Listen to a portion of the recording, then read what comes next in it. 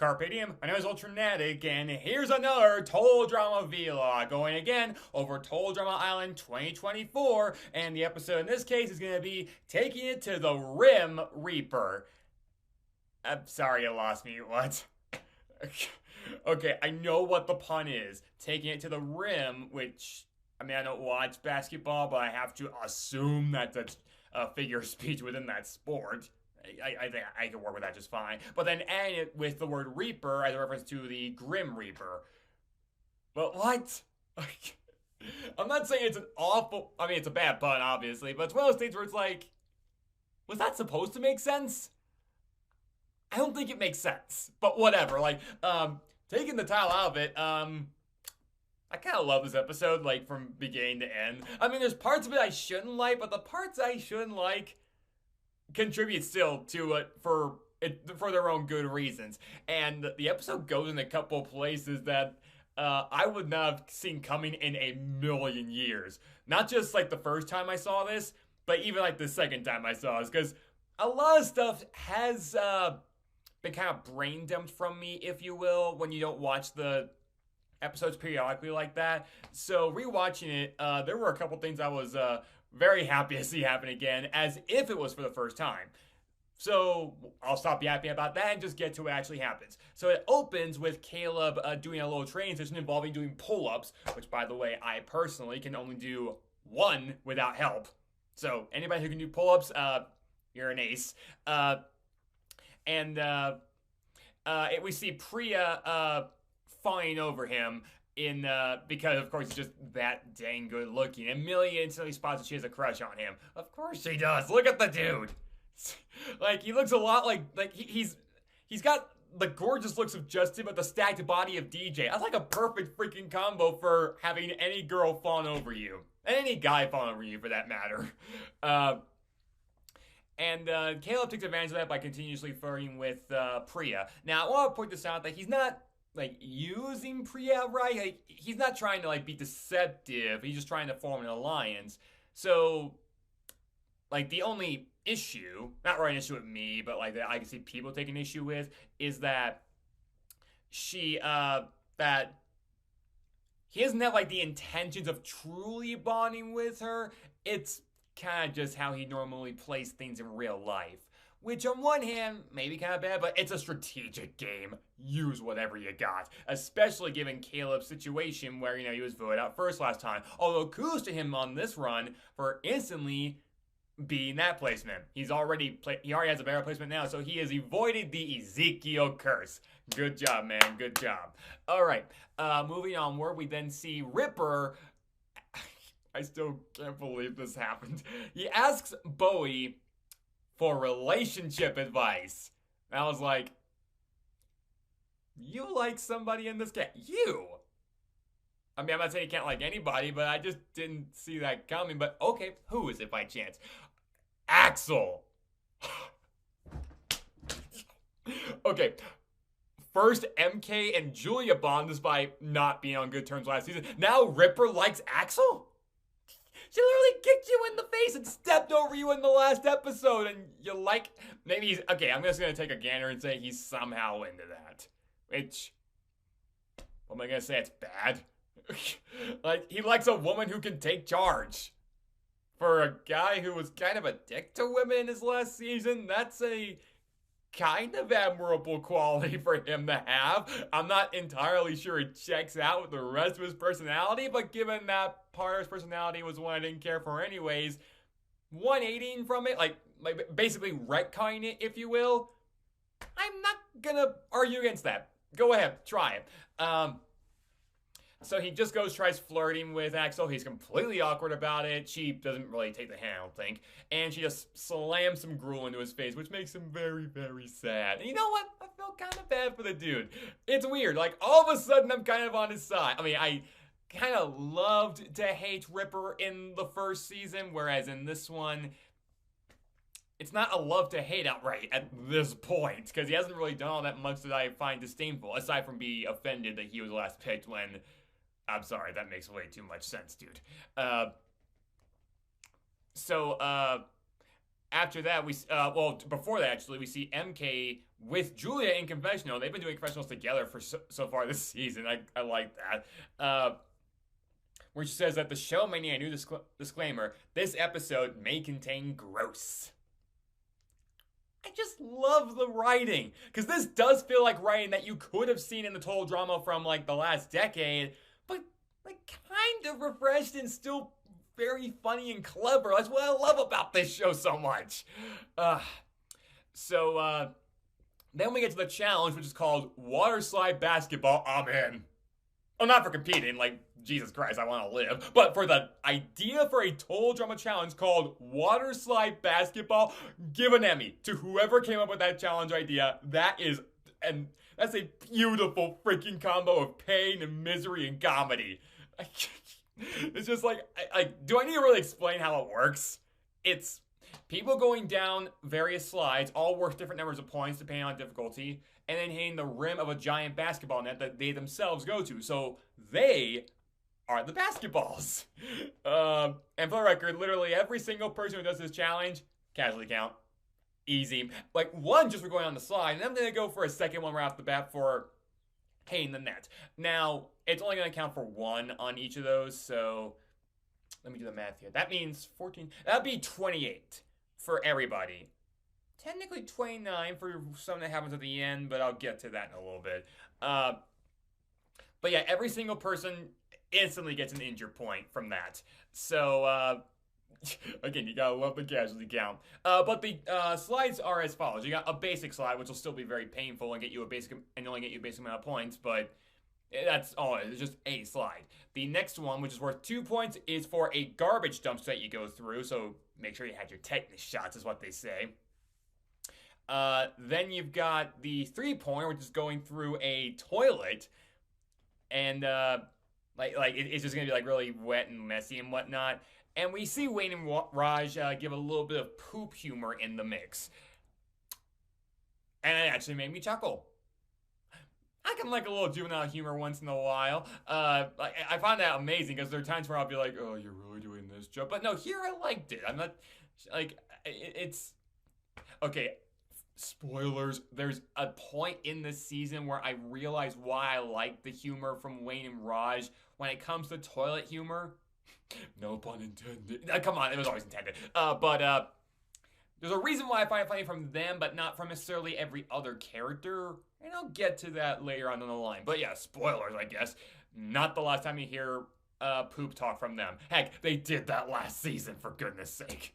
So, however, while that's the 3 sides that officially count, there's also a 4th slide which does not officially count, and I'm not even kidding, it's literally a saw trap. I make jokes about a lot of challenges being saw. No, this is literally like the bone grinder from Saw 3.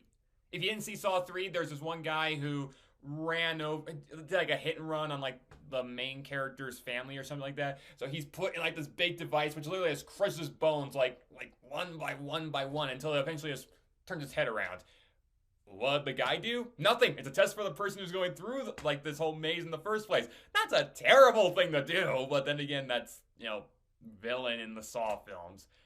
But yeah, basically you turn that into a slide. I love this show so much. I really freaking do. So, now with that up, but of course, that is not an actual part of the challenge outright. According to Chef, again, I love that Chris and Chef have their little sadistic side, but do know to rein it in just barely. Not that the other slides would keep people alive either. Again, maybe the 1-point slide you could survive with just broken bones. Every other slide, though, no, dead. Just absolute dead. This one, there wouldn't even be a body to find. The 4-pointer, don't bother looking. It's just, everything's disintegrated to dust. Not that's gonna come into play at some point during the challenge. You know where that's going. So, we then see Emma choose to mess with Chase because given she has a past with him and she knows how he operates, she coaxes him to try and make the best video intro for going on the slide, which he instantly takes advantage of. By the way, this episode made me realize something else about Chase I don't like. His voice. I just now realized I don't like his voice. It's not just the jargon he uses because, yeah, for most of the episode, he starts like all his like video cams with "Yo yo, it's your boy." You see how obnoxious and cringy that was coming from me? It's worse coming from him. At least I know it's cringy. He has no fucking clue whatsoever.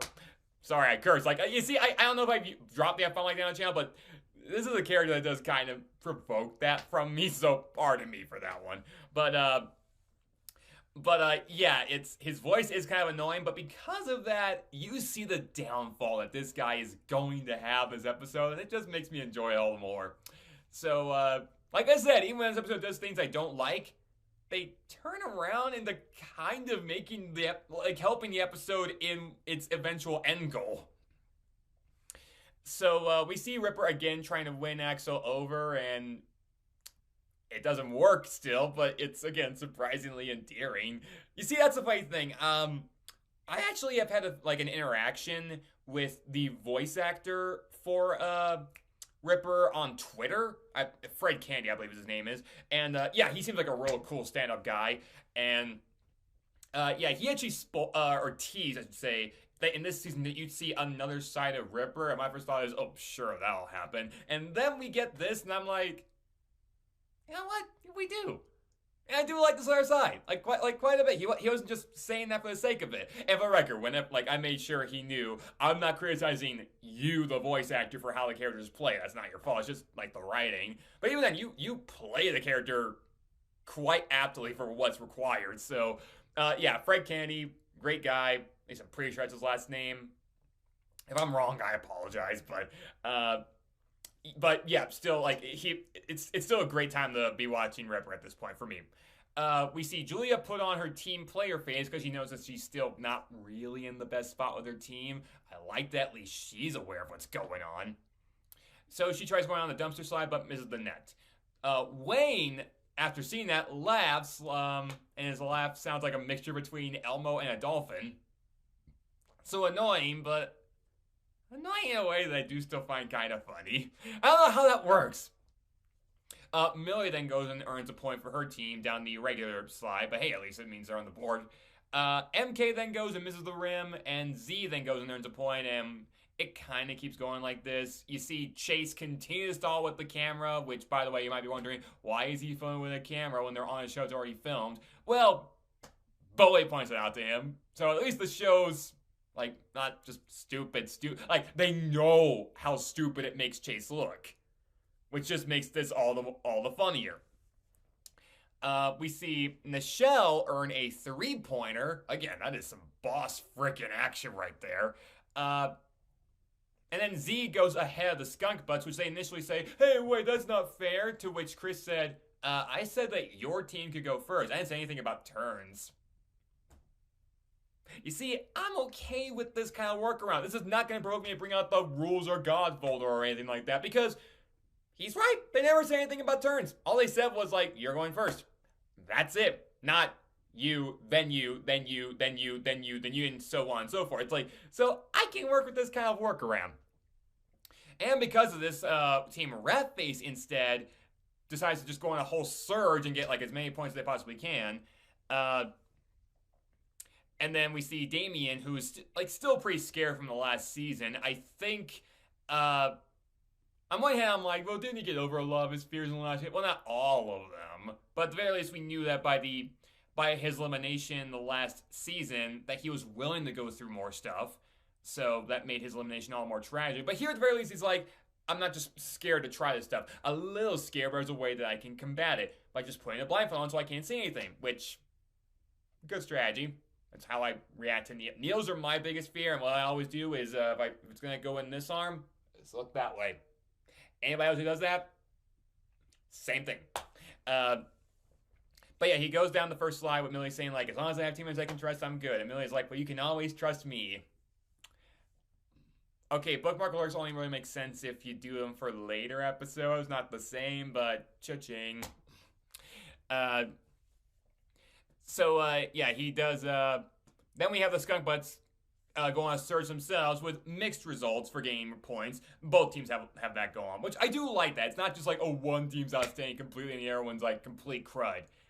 I mean, it's kind of obvious which team's going to win either way from the very start because there's kind of two problems with the skunk butts. One of them being Chase, obviously, and the other one being that Ripper's not really participated either. And why might that be? Well, it's because he has kind of a plan. But I'll get to that in a second. We see during one of Chase's attempts at doing his intro, I legit forgot this part. He falls off the cliff. I absolutely love it. Like he just happens to trip. That's really all it is. That is so freaking funny to me because I'm like, I hate this guy so much. Okay, not so much. Again, there's characters in Total Drama's history that I dislike more than Chase, I guess. But of the people in this cast, he's the one I hate the most. So I'm like, yes, like fall off that cliff. That's just great. Ironically, I think the Total Drama Wiki said that he's like the only contestant this season that didn't get injured. To which I'm like, what do you? I'm sorry, that does count. You fall off that cliff, you get injured. Somehow. So after that, we see Ripper come back, and that plan I told you, well, he's doing this to win over Axel. He literally coats himself with butter while wearing a very tight swimsuit. It's basically a thong. And I'm like, this is so freaking cringy that it comes back around to me. Like, it's one of those things where I just can't stop looking away. I want to look away, but I just can't. Because it's like, look what you're presenting. No pun intended, I get. Oh, okay, he's more clothed here than he has been, like, 80% of the time we've seen him before. But all the same, like, it's a catastrophic sight, to put it nicely. So he's saying that he's waiting to see for Axel so that he can impress her, to which Julia's like, she's coming back from the slide. Make sure she knows it's me, but be subtle about it. You're literally coated in butter, dude.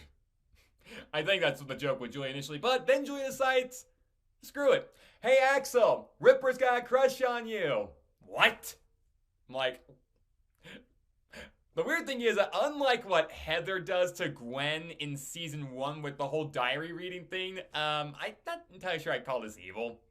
Because at the very least, there was, like, this is not her trying to undermine Ripper necessarily. It's more just, she sees this endeavor as pointless and just wants to get a couple cheap laughs. Which, I'd say it works. And apparently Axel's completely bewildered by this, which is, in fact, funny. Ripper panics and just takes the slide as is. Trying to remember if he made it through. I was taking notes. Well, the problem is, he goes on the slide and nearly makes the net, but his thong gets caught on the garbage chute, and it just hurls him back to a different part of the island. Yeah, I would not expect him to be returning anytime soon. But at the very least, we get a confessional from Axel saying that naked guy is funny. I mean, again, he's not naked, but I can pardon her for making that mistake. Because, for all intents and purposes, he is. At the very least, he's scantily clad. So, but at the very least, we know Ripper has a small chance with her. Itty bitty, but it's a chance. So it looks like, let me see what I had next here. We see Wayne and Raj try to go and get a 3-pointer through the toilet, but because they go at the same time, they end up clogging the toilet. Whoops. Bowie tries to go down again to unclog them, and just gets clogged himself. Whoops. Julia then tries fixing the problem, and gets clogged too. I should be annoyed by how repetitive this is, but even now I'm like, how many people can fit through this toilet? This is what this show does. This is what it gives you, and oh my god, I love it so much. I just love everything about this. Meanwhile, the rat faces continue to kind of dominate the challenge. We see Caleb and Z at the same time miss the net, and Priya's like, Caleb! And she dives in to save him and just completely disregards Z. I'm sorry, I find that funny. And then we see later that Ripper was hurled to a part of the island where a bear is licking him. I'm impressed the bear hasn't outright eaten him, but okay. And he runs from it, and he goes down the chute with the bear following him, and collectively all of them unclog the toilet and get a successful large surge of points. Not everyone gets through the net, but most of them do, and it gets them back on the board, and I think even ahead of the rat faces at that point. So now, for the first time in the entire challenge, the rat faces are behind. But they have Millie and Damien still on the cliff, so they're like, just each of you get like 2 or 3 points and you should be good. But Millie does, oh, yeah, what does Millie do? Millie decides to deceive Damien by saying, we're going to get you down to like the 2-pointer, but she leads him to the 4-pointer. That's legitimately awful. Like, not in a way where I completely hate her, because she clearly has no idea of the consequences of this. You know, namely killing Damien. But also about what her team might think of her. She is just focused on the win, has no perspective on, like, hey, you do realize that you're going to become, like, the black sheep of your team now, right? Because you kind of just killed a teammate. Okay, nobody dies. They should, given what that freaking slide does, but they don't. But for all intents and purposes, like, again, you gotta count it. You see, that's the thing. That's part of what I was talking about when I added a point. Because, yeah, Damien's been down to other slides, but this is like a whole other level. So I feel like it would just get an honorary extra casualty count point just from that. MK does try going on one of the easier slides beside him. Damien does make the net first, and MK by accident goes through the actual barrier, like the backboard, and breaks it completely. You know what? That gets a point too, because that's a different level of injury right there. And because of that, the rat faces do in fact win, but at a drastic cost for Millie, because nobody on the team trusts her now. And I can't blame them. Like, I'm sorry, do you not see what you did? That was terrible. Again, not a terrible that I'm, like, genuinely angry about. I probably should be, but even I'm just like, Millie, did you not realize what this was?